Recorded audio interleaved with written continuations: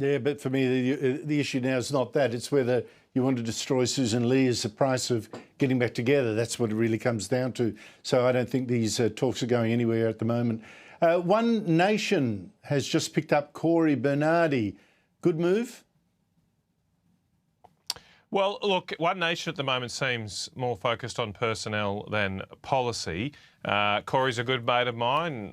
Good luck to Corey, but what we need to do for the Australian people is put pressure on the government here in the chamber. And Pauline's not here this week. I know she's suspended, but it's sometimes not always.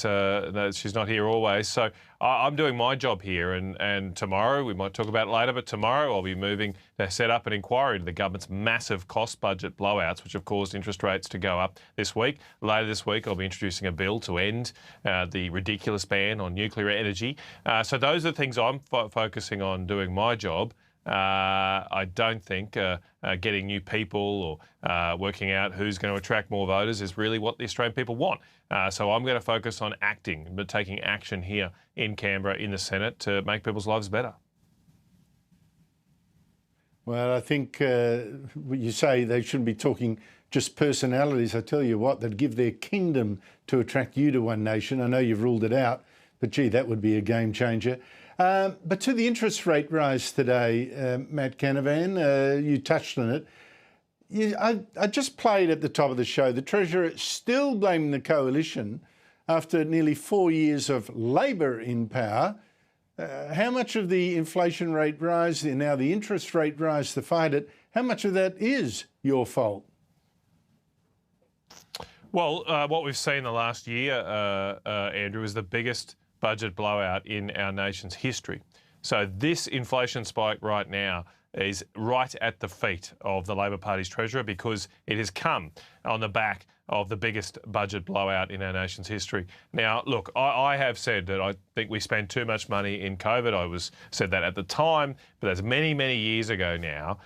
The issue is right now, the current Treasurer has not only proceeded over the biggest budget blowout last year, which was a $50 billion blowout in expenses in just 6 months. Unbelievable. It's biggest ever.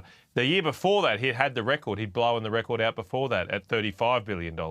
And the time before that, he had a $30 billion expenses blowout. These are the three biggest, prior to Jim Chalmers' terms, budget blowouts ever. Now, if you were the financial officer, the chief financial officer of a private company, and you'd presided over a $100 billion blowout in budgeted expenses over a 2-year period, you'd be out the back door. So the question's got to be asked is, why hasn't Jim Chalmers resigned, and resigned in disgrace? Because this is the grossest mismanagement of our nation's finances in our history.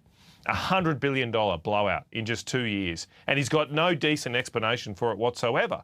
And then now the people are going to have to pay for that lack of management of our nation's budget are the average Australian families who will face an interest rate expense rise now, who face higher costs of their mortgages. The average mortgage is already costing an extra $20,000 a year. It's going to go up for the average about $1,000 a year more now. What do you think needs to be done to get inflation low again? People are talking spending cuts in particular. What would you say are the most urgent steps to take? Well, it does need to start with tightening our own belt. Through these past few years, almost every Australian household has had to tighten their belts, but the Australian government refused to show any discipline with the spending of your money. And because when Canberra spends more of your money, it just means the prices in the shops go up higher and you pay for it ultimately. That's what we're seeing happening. And so take one of these budget blowouts that have occurred in the past year, Andrew. The government established something called a battery subsidy scheme. It was set to cost $1.8 billion originally. It's blown out to $12 billion in the space of 6 months.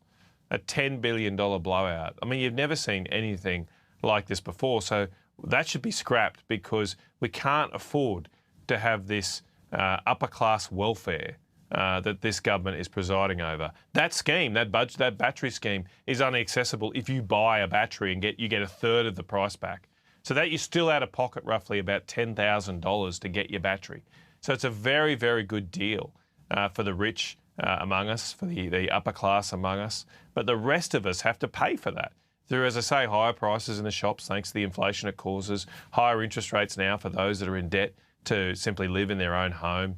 They're the people who have to pay for this upper-class welfare funding, these boondoggle of green schemes that are out of control, blowing our budget, and are not providing any real benefit in terms of lower energy prices for the rest of us.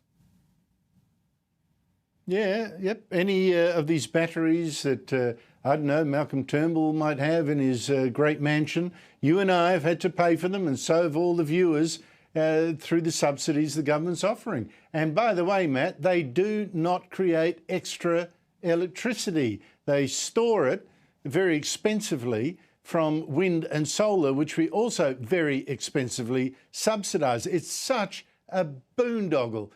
Matt Canavan, I know you've been fighting this for ages, and I know I've been cheering you on for ages. Thanks very much for coming on tonight. Appreciate it.